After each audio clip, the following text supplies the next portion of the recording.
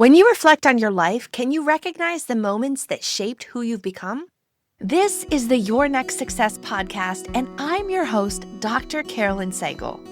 I am a life-first career coach and strategist on a mission to normalize questioning your career, because I believe each of us is made on purpose for a purpose only we can fulfill. The longer we live out of alignment with who we are, what we do best, and why we are here, the more we miss out, and the more the world misses out on what only we can give. The Your Next Success podcast is where we explore how to build a career that truly fuels your life. We talk about self-discovery, smart job search strategies, professional growth, and you will hear stories from people who have navigated big career transitions themselves, so you can create a life-first career and become your own version of authentic success. Marcy Axelrod is a best-selling, award-winning author. She's a TEDx speaker, researcher, and visual artist whose work focuses on how we show up in our lives and leadership. Her work grew out of lived experience, deep observation, and years of asking questions. Her path moved from early challenges to Cornell to Wall Street to global consulting and into the work she now shares through writing, speaking, research, and art. In this episode, we talk through what she experienced early on, how that changed the way she saw herself and other people, and how that perspective kept unfolding through each chapter of her life. You'll hear how she became a careful observer of human behavior, what she noticed in high-performance environments, and how the questions that followed over time eventually became the foundation of her work. About how certain moments stay with you and how the things that shape you early can keep revealing their meaning as you grow. Marcy Axelrod, welcome to Your Next Success. I'm so excited and thrilled to be talking with you today. Caroline, believe me, the honor is all mine. I'm so thrilled to be with you, to learn from you. And I think what you're doing to help the world is phenomenal. People don't follow their passion. They don't know what the P word passion is for them. Maybe we shouldn't even use that word. And being authentic is just, I think, how we're designed to live. And when we don't live that way, the cost is absolutely enormous. Absolutely. I have adored you since the moment you first came across my radar, and I'm just, thrilled that you and I are having this conversation. So we're going to get to all of the amazing work. You've got one of your amazing books kind of showing there, How We Choose to Show Up. We will get to that. We will get to you're an author of one, but not just one, but two books, 2 times TEDx speaker, a very renowned keynote speaker. You're also an artist with such amazing, phenomenal art. So there are just so many multiple facets of who you are and how you impact and share your light into the world. We're going to get to that. And I'd love to take it back to the beginning. Can you help us understand, where were you born? What was life like for the very youngest Marcy?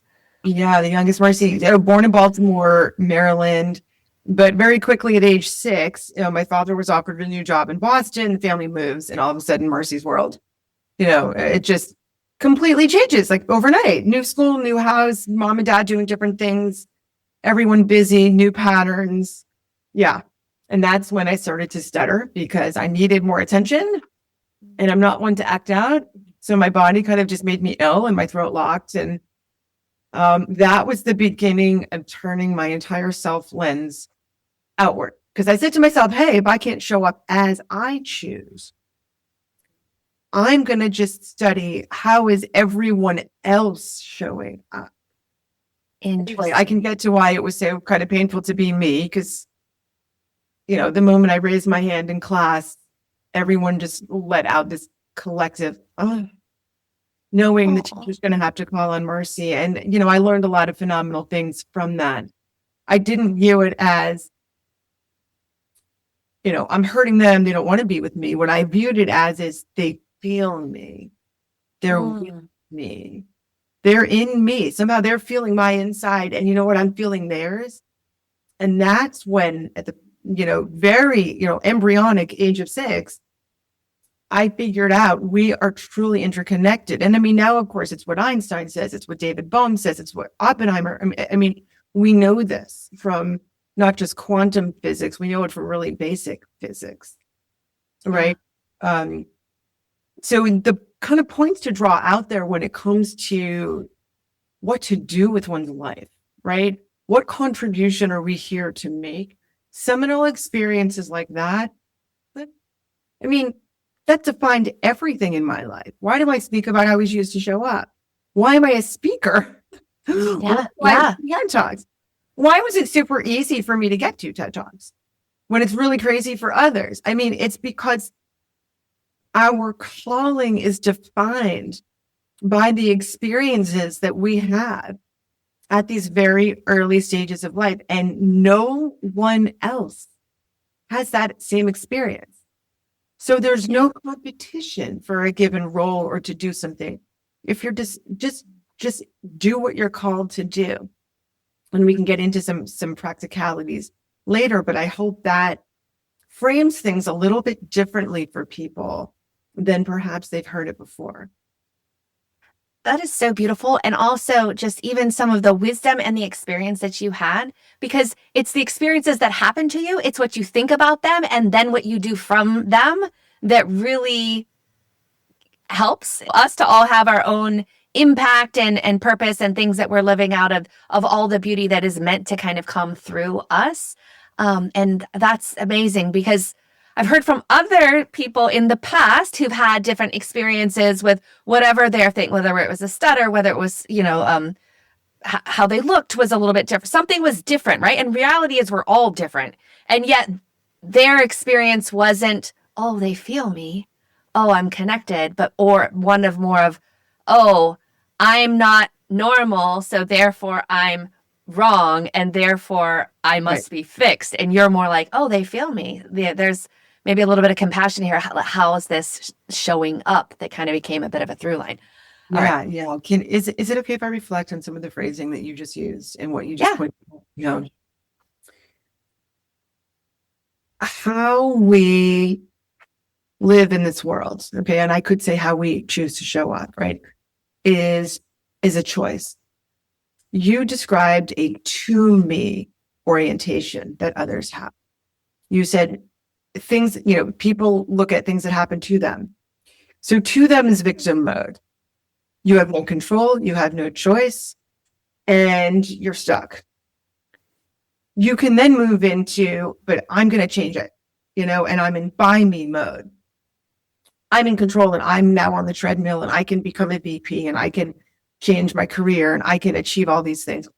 And it's exhausting and it's too individualistic and it's too ego-based. And guess what? It's not the way to be. Somehow I, at age 6, was in through me. And by the way, these are, it's a framework that Peter Sage, brought into my life. In through me, you're in the river and you're not trying to change where it goes. That's by me. By me is saying if the river goes left, no, it can't go left. It's got to go right. I'm going to dig. I'm going to fill it in. No. The river of life is going to flow and it will deliver to us what we need. And the challenges that we have are to shape us into who we need to be to have the impact on the world that we're designed to have. And some people might say, in fact, some people dear to my heart, that's determinism, Marcy, and like, how can you live? It's a gift to be grateful and to see the good in everything that happens. As you and I just talked about, my daughter may end up, later today being committed to an eating disorder clinic where she lives for a while. I have a choice of crying my eyes out, oh my God, how awful, or of saying, what, in the back of her mind was being a therapist. I bet this is going to be an unbelievable education, lived experience for her to kind of vet, wow, I want to help people with this. And now I have the unbelievable skill of living through it to help people with. Or maybe it won't be, a career, if you will, or a calling, but one day, having lived through it, she's going to just say the right thing to somebody at the right time based on this experience and change the trajectory of their life. So how upset am I really supposed to be? This is through me. Mm-hmm. And then, there's actually a level above it that we don't have to talk about when you're like this Zen Buddha and you're an as me, as the life force, as the universe. But through me is kind of what I think we should be aspiring to. So that's what it was that I felt. That's different than what these other people you're talking about may feel if they feel judged by, the good opinion of other people, which is no one actually feels judged. It's your ego who feels judged. So we can talk about that later if you want. Now, I'm curious though, where do you think that came from? Your ability to experience, to be part of a greater, society, to have that understanding and the compassion that others were feeling. How is it you have that poured into you and we're able to acknowledge and express it? Luck. I mean, who knows? I mean, my parents are physicians. So, I mean, at the energy in the home was caring for others. The energy in the home is making the world a better place. The energy in the home was you just do your thing and you're deeply committed. I mean, I don't know. If any of those really take root, but it was very much of an external lens, and the external world isn't there to judge you. The external world is there for you to support and contribute to. Interesting. Maybe that was it. I haven't really reflected deeply on that, but maybe it was just the orientation. Yeah. Everyone feeling me. And it pained me that I pained them. Oh. And I said to myself, you can't change this now. At some point maybe, but you're stuck. And you need to turn your energy somewhere. Mm-hmm. Yeah. And that's when, over time I figured out, how are we designed to show up to thrive? Did you have any siblings? Yes, I had one sibling. I have one sibling. Yes. And outside of school, were there particular activities that you enjoyed more than others? Yeah, I was just a typical kid. I did soccer, I did softball, I was on the tennis team, rode my bike to school and back, went jogging every day starting at age 11 after my mother started to jog. Yeah, wow. I mean, yeah, and I was really joyful, but I definitely had tremendous stress from not being able to communicate verbally. And did you write instead, or you kept speaking anyway? It was more just a combination of either not saying something or trying to say something and coping with the humiliation and the stress and frying vocal cords and all sorts of things, and the massive sore throats, which I've had for 50 years. Oh, wow. Yeah, that's really what it was. But ultimately, maybe that is what led me to, also want to write a number of books and things, is just how else can I communicate? So now I communicate through the visual arts, right? And I can walk around and show you some art. I love your art. Like the glimpses that I saw in the couple conversations leading up to this have been fascinating. Yeah, I was at the Grand Palais in Paris as part of the Salon Comparisons exhibit in February. I was just at Art Expo New York. Last weekend, I'll be in Venice, probably in June with the art, and Art Basel Miami. Here's just a small piece. Oh, yes, I love it. And I love the colors that you have. I love the blues and a little bit of greens. It's just yes. Another little small piece. Here's a bigger piece, which you can't see the purple of. But I think, at Art Basel Miami, there were some super huge pieces. But anyway, the point is that, people can choose to express themselves in endless ways, yes. And here's a huge one. Anyway. I love it. And also, we talked before, some of your art, I think it's epoxy-based resin. You allow it to start to partially cure, and then you move and manipulate it around as well. So it's like you're helping it become But yet you never really have this full on like, oh, I'm trying to make a piece this way. You allow it to kind of develop as you're creating it. And I just think the whole thing is just fascinating. Yeah, I mean, it had me on multiple levels. That's actually a really great metaphor for someone's professional progression, right? Because what you do, if you're interested in something, what do? First, you look it up. And then you talk to people about it. And then you get really curious. You start to ask more questions about it. And then maybe you call somebody and ask them to talk to you about how the day rolls in that sort of a profession, if it is a profession, or maybe it's just kind of something that's not labeled as a formal thing.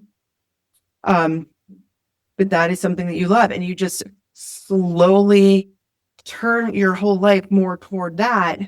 And then, of course, you meet more people doing it. And then you go to events for that type of thing. And then the opportunities start to show up. You don't need permission. You don't have to make this a big deal. You just have an interest and you take the small steps. Yes. And then at the end of it, you have a stunning art piece and you can call it 10 years of your life that you dedicated to something you truly love. And guess what? When you truly love something and the interest is really from your heart, you are making a unique contribution to whatever that space is. Yeah. Yeah. And it gives you energy and your energy and it feels exciting and it feels fulfilling. And it's like, I could do this all the time. What? Oh, wait, right. I might get paid for this. What? I'm just doing what I love. So, exactly. And these days what people get paid for, I mean, yeah, my daughter just looked up she found a roving bubble truck, basically. And what this person must have loved bubbles. And they bought a truck and they made it this roving bubble truck. And it makes these like unbelievably massive 20 to 30 foot bubbles. Wow. And the person gets called and paid to go and bring their bubble truck to various events, be it a corporate event, be it a party, be it a convention, be it whatever it is. That's exciting. And yeah. Okay, so catch us up a little bit. All right, so you're 6, you have this realization, you've developed this stutter, you are still happy, joyful as much as you can be, enjoying the world, interacting with friends, different activities, riding your bike, all of those things. And then what happens kind of into the teenage world? Like then what happens with your experience? Yeah. Well, first there was a summer when my parents brought me to this rehabilitation hospital, which was for elders recovering from strokes, but they had this like experimental, support for stutterers, which was not helpful at all. It was just awful. I never used what I learned. But what I saw there oriented me more toward understanding, toward that question. How are humans designed to show up to thrive? And the reason it did that is because I saw these elders recovering from strokes. They had experts by their sides, on both sides, and these pages that the people would flip, telling them exactly what to do. So you've got your blueprint of what to do. You got your experts. You've got intent. You've got people who know how they want to show up. They have a lifetime of wisdom, and yet they struggle. And that's what, I'm watching this and I'm like, look at that. This ought to be a layup. This ought to be a grand slam. And they were really struggling. And many of them live there. And of course, it's through a 12-year-old's eyes. And that's when the question was like emblazed in my skull. Figure out the answer. How are humans designed to show up to thrive? So, there's the whole industry of personal performance, but that's about like getting ahead. It felt too ego-driven, and that really repelled me.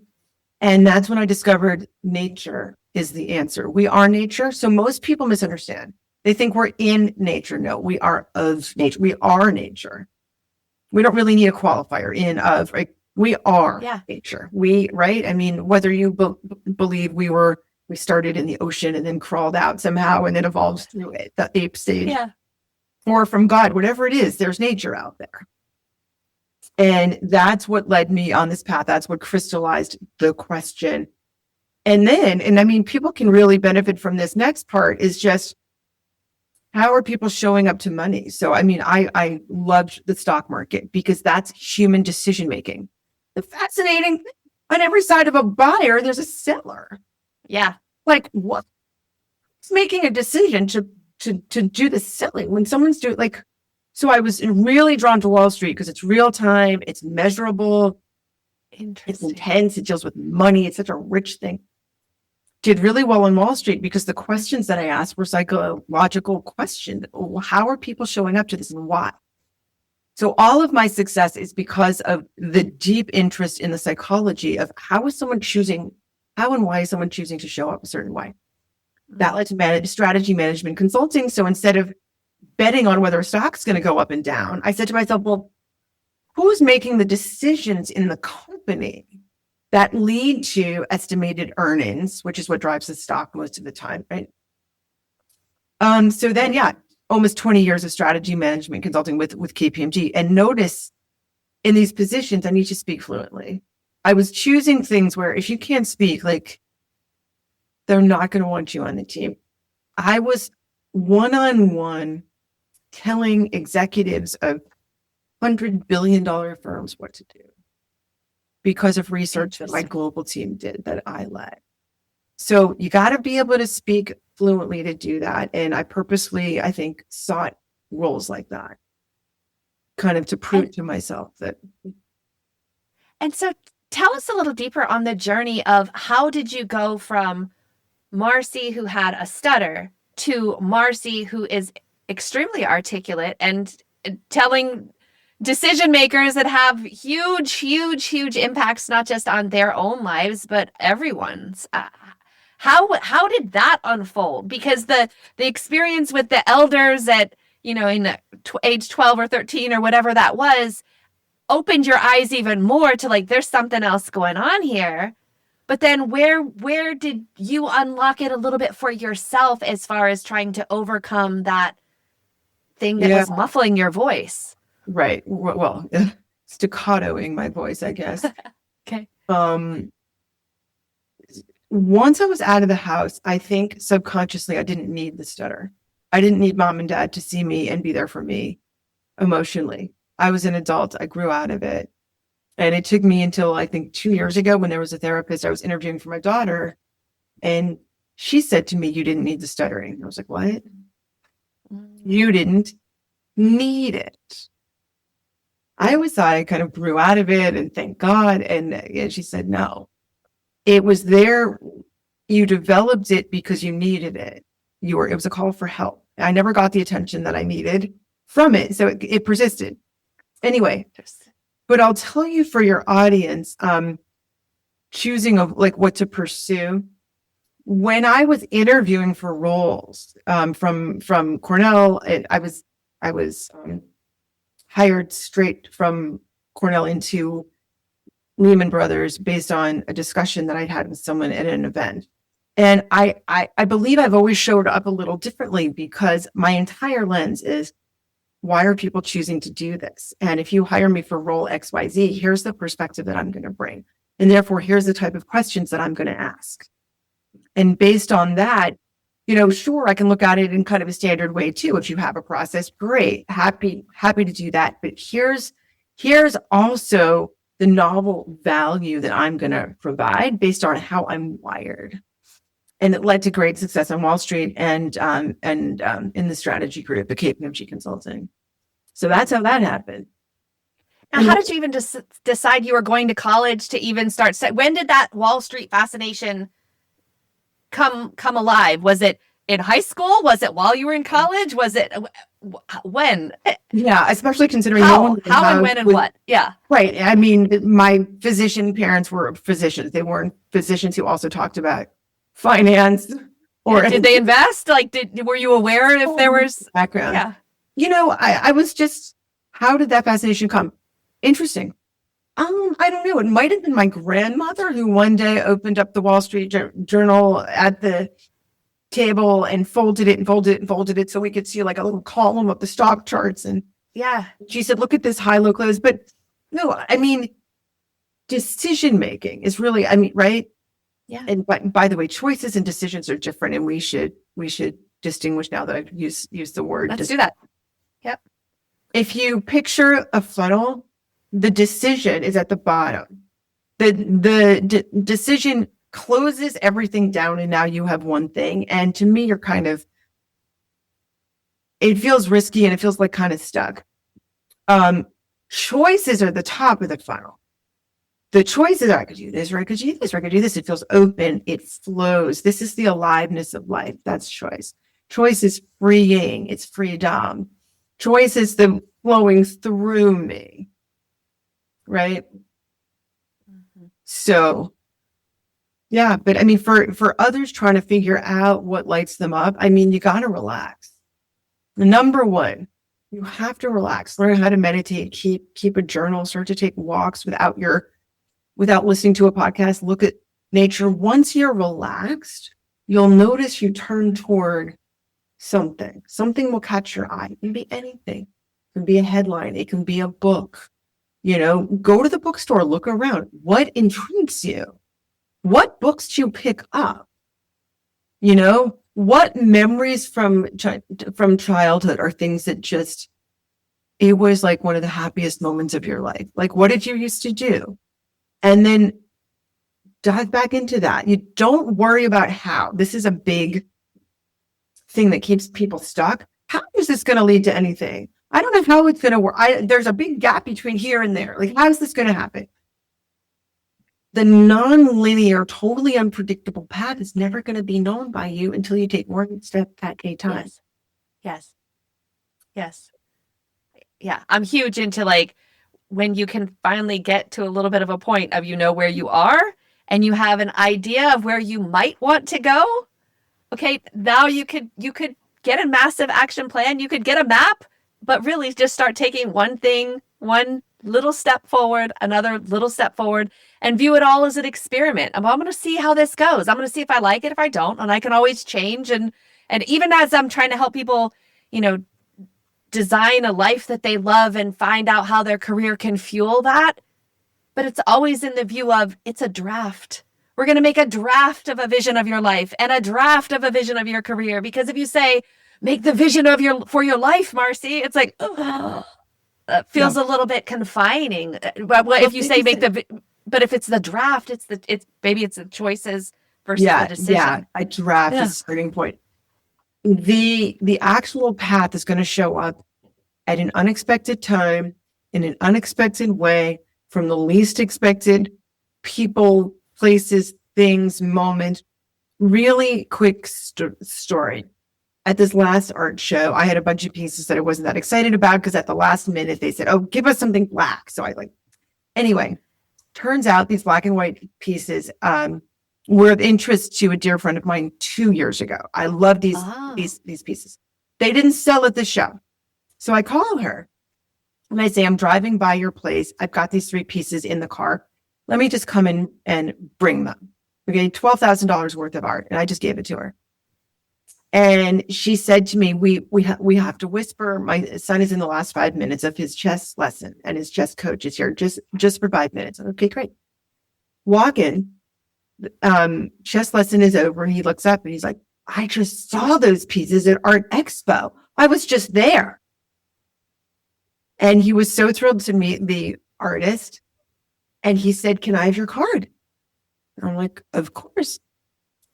He leaves and she turns to me and she says, "Oh my God, I didn't think to tell you. For the 3 years that we've known him, he is such an art fanatic. He goes to all the shows, all the museums. My son and I are getting invitations from him all the time about let's go to this and go to that." So one day, of course I'm going to call. Who knows if he'll buy stuff, but it doesn't matter. Because now he will have met me. He's going to mention me. This is how it happens. Never forget this. And the thing is, you can't write the recipe that's going to get it right. You've got to just be in the great mood, knowing magic is happening for you right now. Because that abundance is what brings it into life. It goes from the wave into the particle, and it shows up in the real world, if you will. But you have to feel it and believe it first. and allowing yourself to just be open for the opportunities, right? And so Right. you're at the art show, you have these pieces of art, you weren't necessarily that enthused, and they're like, oh, let me go take them to somebody who I think will at least appreciate them, and I appreciate her. So Right. all of those led to for everything again working for Right. you because that the Right. right person was there at the right time. And oh wow, that's Yes. exciting. Well, a stepping stone. I don't know if the right person, but notice also it's like my generosity, that energy of my Yeah. giving, my choice, and rhyming over. I was thinking, because I know other artists who look at me and what I do, because I gift a lot to raise money for causes. I gift art specifically. And they say, why are you doing that? Because a collector would be angry. I'm like, this is my heart. Like, it's absolutely like this piece needs to go to someone who showed up at the annual fundraiser for, trafficked women and men on the planet, which I just did a couple months ago. This is where this piece needs to go. It's, it's not about me. Like, once again, it's the mirror turned outward. It's not about us. The world is waiting for us to show up authentically, and it rewards it. Imagine what your life would be like if your career aligned with who you are, what you do best, and actually fueled the life you want. At Next Success, we support all ages and stages through career transitions, from students exploring majors or careers to job seekers actively searching or reimagining their next move to professionals committed to self-awareness and leadership growth. Stay connected and explore what's possible at nextsuccesscareers.com and follow Next Success Method on LinkedIn, YouTube, Instagram, and Facebook. Now, where did art start becoming part of your person? My communication, if you will, right? I really always traded art. I didn't start to sell it until recently, like last couple of years.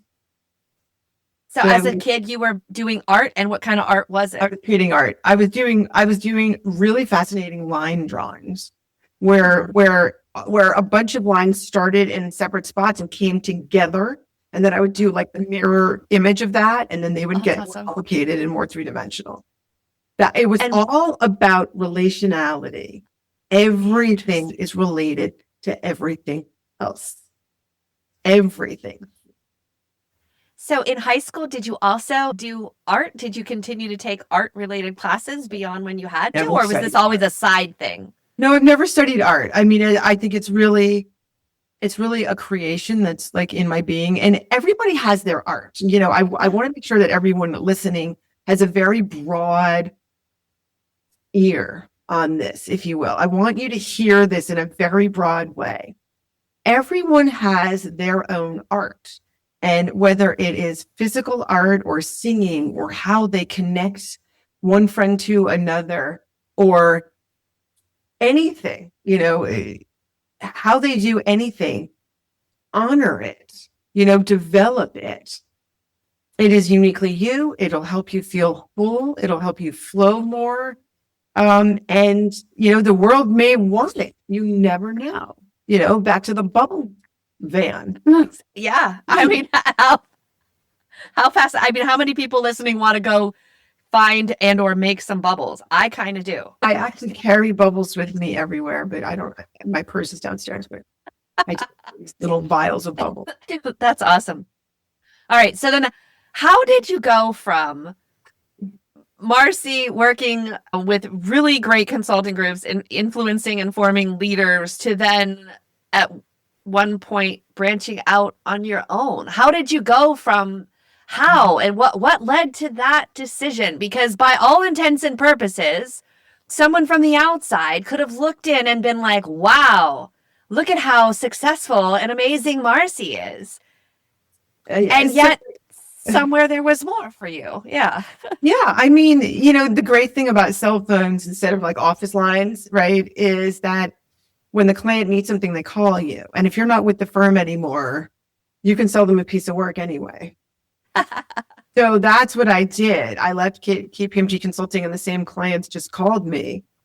And I said, I'm going to put together an all-star team for you of the people I've worked with who have left the firm before me or their friends who they've worked with or other, right?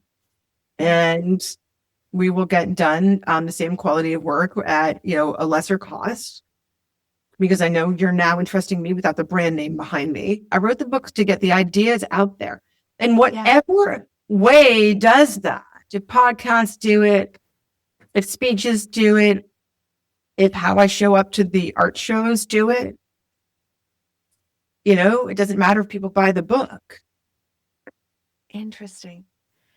So did you leave that big corporate before you started your own? Did you leave by choice or by force? Like you just one day woke up and was like, oh, I don't know that I want to do this anymore. Or sometimes they have waves of changes. Right. No, there was what was your lane? Yeah. No, there was a combination of both. 2008 happened. I was not part of the layoffs there. But then I was trying to have my second child and I wanted to travel less. And once she was born, I wanted to be with her for at least a few months. Yeah. And not be stressed. So it was kind of like a good timing thing, because I had basically told them, I'm trying to have another kid. I don't want to do this. I don't want to do that. Right. So I had kind of narrowed my lane for them in a very clear way. And they had told me, the role is this. So if you're only going to do a part of it, it doesn't make a lot of sense. So I mean, it was just kind of a mutual parting. A combination of events allowed you that freedom to show up in the way that you wanted for your new family member, and also expand your impact in a different way than you had before. Yeah. And then what I did is I accepted consulting sporadically here and there. But I mean, when you're doing a project like that, that's at the executive level. And I was always asked to present directly to the board, because the way I did the work, I was always beating McKinsey and they were always telling me that I beat McKinsey, to earn the work, even though I was more expensive in some cases. Anyway, there's nothing else that you're doing. They own you. The travel is whenever they say, oh, hey, we need you to join this meeting over here in Dallas. Okay. Yeah. So I was doing things here and there, but it really had the luxury of not needing to get pulled back in or really search for something. And so then you wrote your first book on your game. Mm-hmm. And then what happened after that started to, I love writing. I mean, that is my happy place. Study things and write. It's absolutely my happy place. From a career point of view, though, I mean, can't being in the house all by myself all day, not a fit. So there are definitely some environmental contextual things to consider about how to do what you want to do in a way that also supports the rest of you. It's not isolating. I'll say that's your personal style. So that can have elements of, are you an introvert or an extrovert? Are you a generalist or a specialist? How do you communicate? And what is allowing you to have energy and what's taking some energy away? So although I'm very much an extrovert, I love interacting with people. There are times when I have to just kind of hone in and focus here in my office without anyone, even though I love the connections of people, but there's kind of that, it's a both and world. Right. And then there's speaking. I mean, even when the book isn't done yet, you can start to speak to groups, just offer anywhere and anywhere, any bookstore, any, church, mosque, synagogue. Hey, can I give a speech? My book is coming out next year, and you just start to talk about it, because then you get feedback. Right. And say, look, I'm considering here's the concept. Is it easier for you to understand if I say it this way or say it this way? Right. So involve your customer in your design process, if you will. Yeah. And then what happened? So you have one book under, out in the world, you have started having more and more speaking engagements. You still have this consulting every now and then.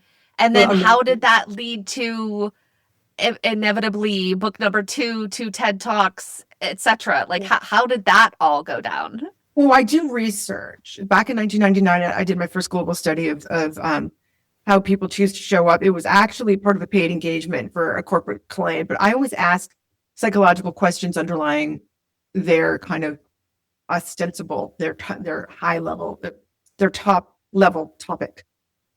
So then I did my own research on it, and it just had to get out there. So yeah, that's when I wrote the second book, started doing more speaking. And that's me today. I should probably do more writing of like short form, a paragraph here and there, and put it out on LinkedIn. I really haven't been doing that, and I probably should because I love writing. But yeah, so now I just do, paid speaking, free speaking, and art shows. And at the art shows, I rarely give out an art card. I give out my choose to show up card, which looks just like the book cover. Awesome. Yeah, that's awesome. That's so awesome. So tell us a little bit. What does it mean? How do we choose to show up? How can someone who's never considered that yet before begin to consider that? Like, wait, what? Choice? Show up? What? Yeah, there's really no definition out there of showing up. People throw around the phrase as a colloquial thing, but everybody has a slightly different understanding of it. So for some people, it's, you walk into a room, you're physically there. For others, it's, your absolute best. Anyway, what I did is I put 3 levels on it, right? I mean, we all know that there are inherent quality levels in everything, some version of high, medium, low. Okay. So I put a high, medium, low on it. I don't know where I put mine here. High, medium, low. Yeah. Low, level 1, barely there. Level 2, which is the real trouble spot for most of us, just showing up. And then level 3, truly showing up. There's a lot behind this. I explain it psychologically, based on neuroscience, based on behavioral economics, based on emotion, based on felt experience in your body, based on behavior. I explain. And I explain what it's like to move up. So, and I explain that we're in 3 roles, not 1. Let's just talk about just showing up, because that's the trouble spot. Yeah. My research shows 80% of us are just showing up. This is the human doing. It's the life is like habitual patterns. It's kind of the sleepwalking through life thing. That's just showing up. So 80% of us just show up 80% of the time. Mm. This is what leads you to look back and look at the last decade of your life and say, how did I end up here? Not happy. This is not what I want. Not fulfilled. I can't do this another day. This is dragging me. Like, I can't, I'm searching for ways to just get by. Like, no. What just showing up is, it's a very automated left hemispheric activity where we're not fully present. We're not experiencing really anything new. The alarm goes off, you get up, you brush your teeth, you do this, you get the kids out the door, and things are mechanistic and they don't feel meaningful. New ideas don't come. There's no joy. And we're basically in a control over mode. And this is because we have 2 hemispheres of our brain, right? One, because we had to eat, grab, get, control, power over, compliance, lack of trust, really bad leadership and management. And we have you've got to eat, but you've got to not be, right? So that's the broad perspective of oh my God, look at that sunset. Or look at the single drop. And your whole body is merged into the flow of what is. It literally heals us. The pain goes away. This is when you look at your child and you're just that they exist. The socks on the floor don't come into it anymore. Yeah. This is when your child feels truly accepted by you.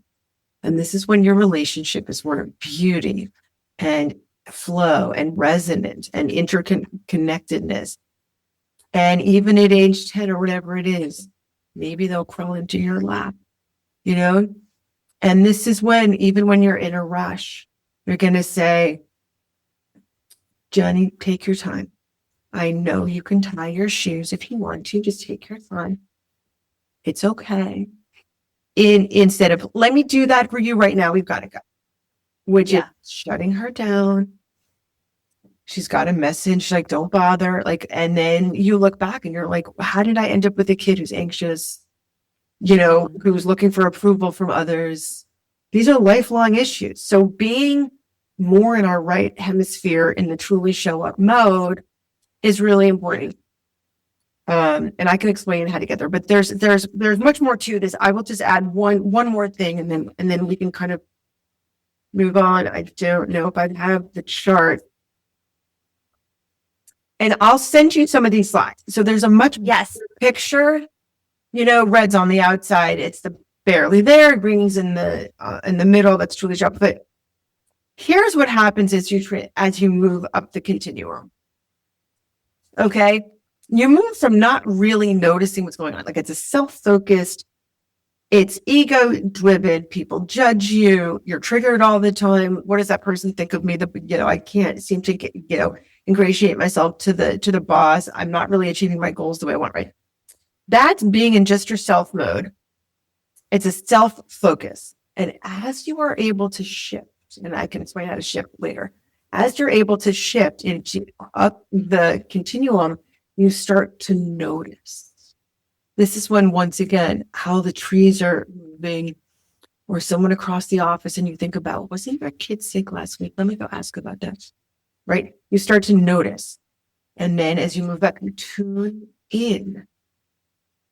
And then you feel with the person, with the idea, with the moment in the sun, whatever it is, you feel with. And then the Holy Grail, you enact care.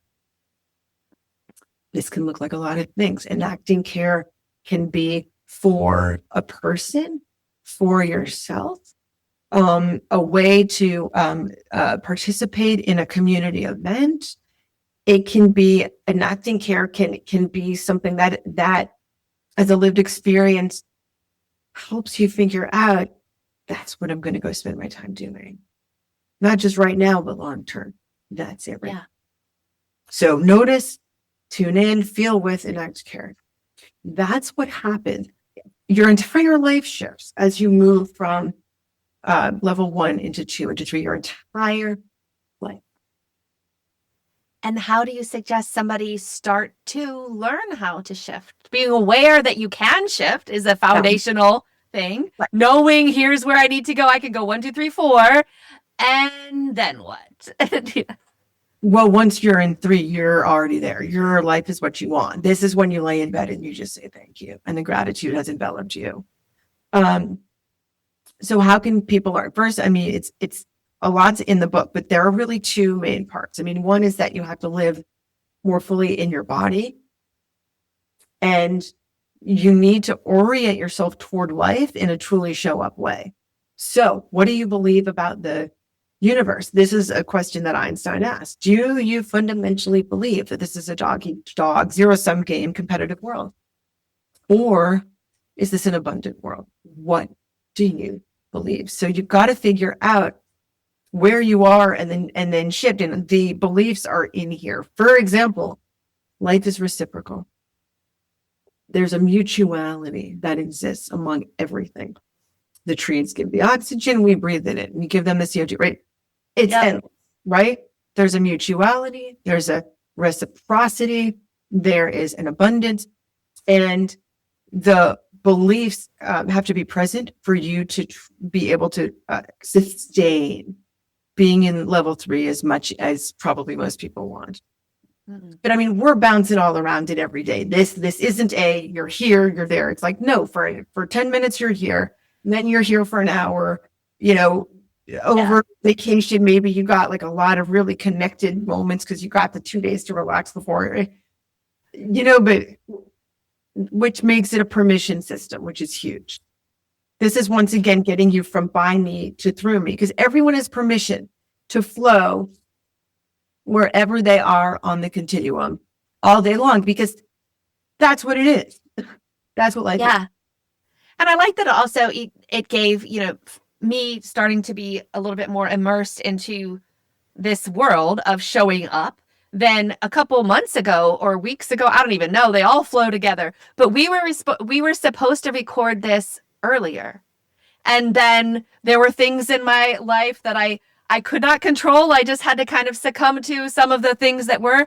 And I was then able to just reach out and be like, I'm not able to do that. I am just barely showing up. And that's just where I am. And I don't believe we can record at our originally scheduled time the way that I want it to be done. And so I just had to kind of reach out and had a little bit of more of it. And I don't even know if prior to looking at the showing up kind of methodology, if I would have been able to articulate that. I was like, I'm just kind of, and I don't necessarily know why, but it was more like, hey, the reality is I'm just barely there. Like, I don't even know if I'm at a 1. I'm at a pre-zero. I'm at a negative number. And that's not what I wanted. And as much as I wanted to be able to be differently, I had to kind of accept where I was in that moment and allow that to pass to then get to kind of the other side. So thank you for that.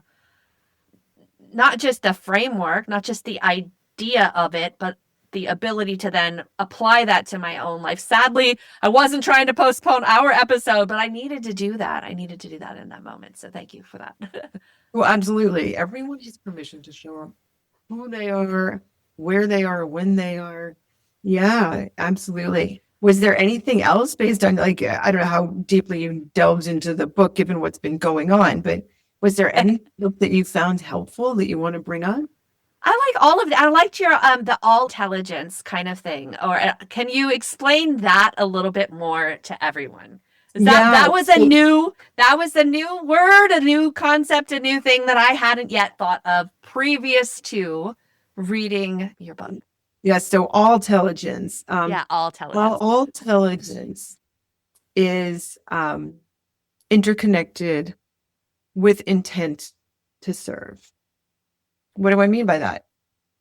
Feeling that you're in the flow and kind of with and part of everyone and everything. So there's no us and them. There's no othering. So then there's no, what that flows into is there's no judging.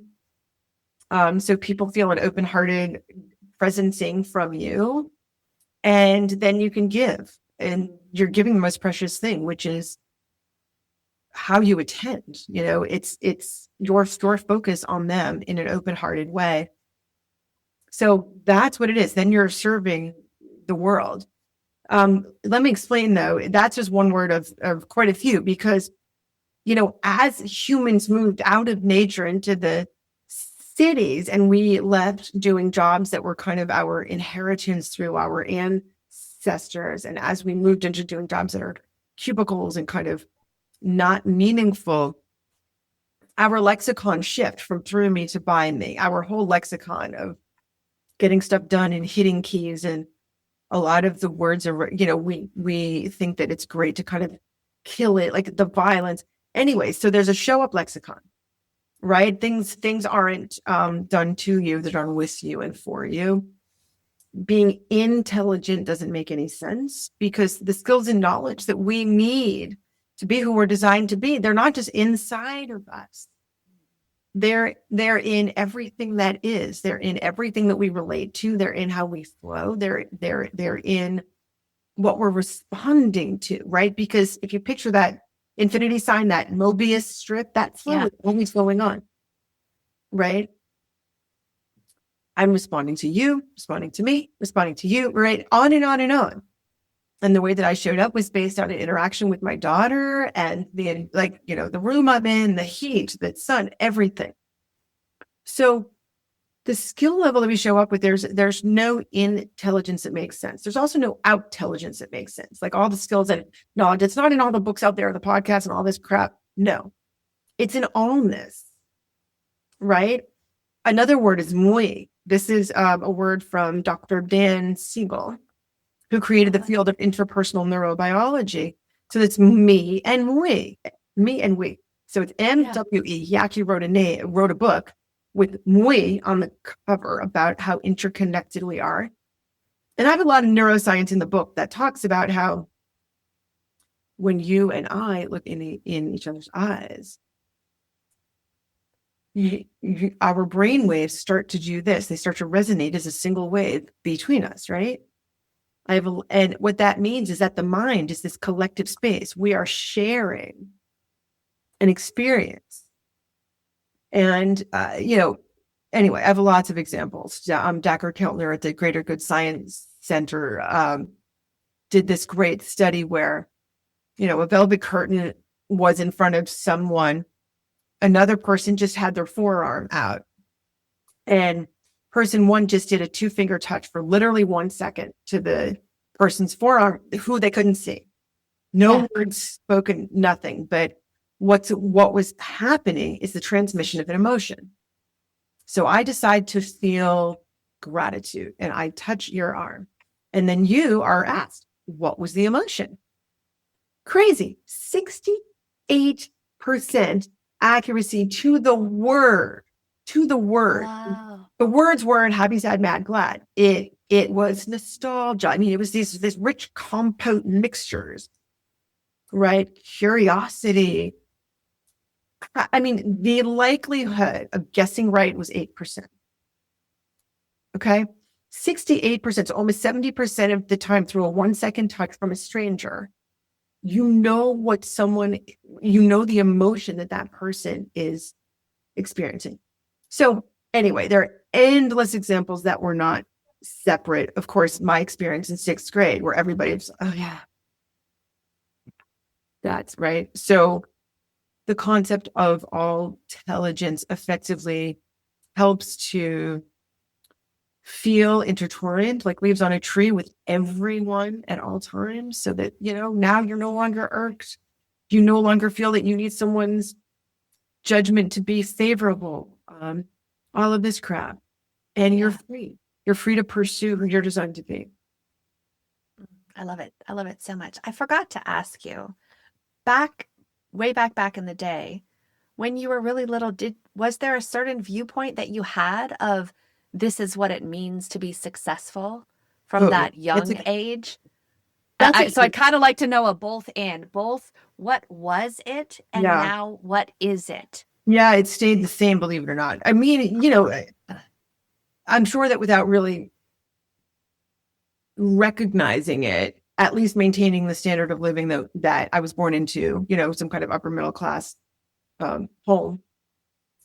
The ability, I don't know, once a month to go out to dinner, which we did. We didn't have fancy cars, but every 5 or 10 years we had a new car.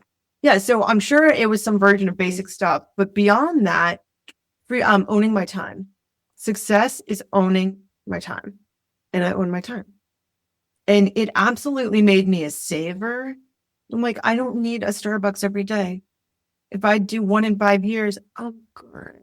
Yeah. I figured out what is owning my time means. It means I live below my means. It means that at some point either I'm my own boss or I'm an owner. I'm a co-partner or owner of something. Anyway, that's it. I love it. How do people find you? How do they have you speak? You could get your book on Amazon. I know I got it. But how do you help people now? What are the ways that you love spending your time aside from the art and the creative things of that way? But share a little bit about that. Sure. I mean, I'm easy to find. My website, choosetoshow.up.com. There's a contact page. I love hearing from people. I want to hear what resonated. I want to hear what was confusing, what didn't resonate, what questions I left unanswered. Beyond the contact page, I think there's over 50 or 70 podcasts out there. I think I'm on track to do 100 this year. Wow. That's awesome. Yeah. Marcy at choosetoshow.com is. Love it. Thank you so much, Marcy, for sharing a bit more of your story, for helping give a bit of an insight into how we choose to show up. I highly recommend anyone who's hearing this, please check out her books, check out her TED Talk. Just, become immersed a bit in the world of Marcy. And then perhaps someday you could even get some of her fabulous art. So thank you so much, Marcy, for being part of Your Next Success. Thank you so much. I really hope this was helpful to people. I know that a lot of people feel like the practicalities of life, they can't leave their paycheck to go and do something. And it's just, I'm sure you've coached them on what to do there. Slowly just open themselves to spend 5 minutes doing more of something, 10 minutes, meet someone who's doing it, just the slow progression, and Yes. see if you can do it even within your existing paycheck. How can you, within that, for whatever they're doing, let you come alive in these ways that are more true to your soul. Love it.